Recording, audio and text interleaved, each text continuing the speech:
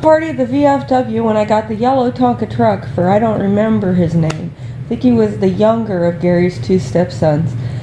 At some point, we drove a long way to the south, and I spent the night at the house where Gary lived with his wife and the two boys. Only it wasn't a house, it was an apartment. We were here in Bloomington, and it was an apartment identical to the one I'm living in now. So I don't know, I don't remember specifically which apartment it was. I don't think it's the one I'm living in. It's either the one next to Patrick or one of the ones that's had blind people living in them. And it had to be brand new because this was 1980, like January of 1980 or December of 79. And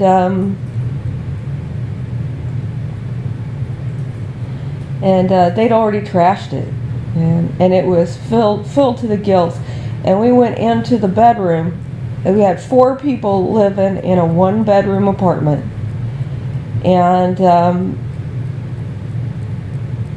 so Gary and his wife were sleeping in the living room, I guess.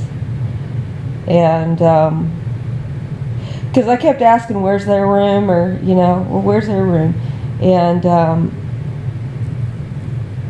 I think they kept telling me that the living room was their room, and I couldn't process that concept in my 7-year-old mind.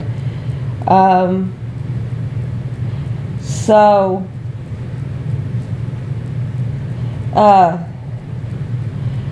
we were in the bedroom, and it was, stacked full of stuff, just packed, and there was a little TV in there, and we watched. It was like impossible to sleep, and I don't think anybody bothered with it,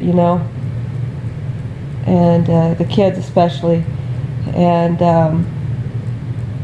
people were already cooking dope here, and the kids were already telling each other that you don't talk about these things because they'll kill you. And we watched a Beatles movie, but we couldn't hear it. It was like really, really quiet because you had to keep the volume down really super low. And I couldn't figure out why even bother having the TV on. And for some reason the TV needed to stay on. And so anyway, I think years later, the kid I gave the truck to as an adult was saying that I couldn't possibly be the same person because I didn't remember his. I think maybe his name was Robert, but I'm not sure. I don't know. And why I didn't remember how we got the truck and all that, and people planning things early on. Honestly, telling a group of Filipinos to call themselves MILF is Bo's sense of humor, and it's totally the kind of thing he would do. And then trying to deliberately make people think that I am the head of the drug world. And I think something kind of hurried up on it, because I think that's what Tommy was thinking. And why she said that, I think we were looking for somebody older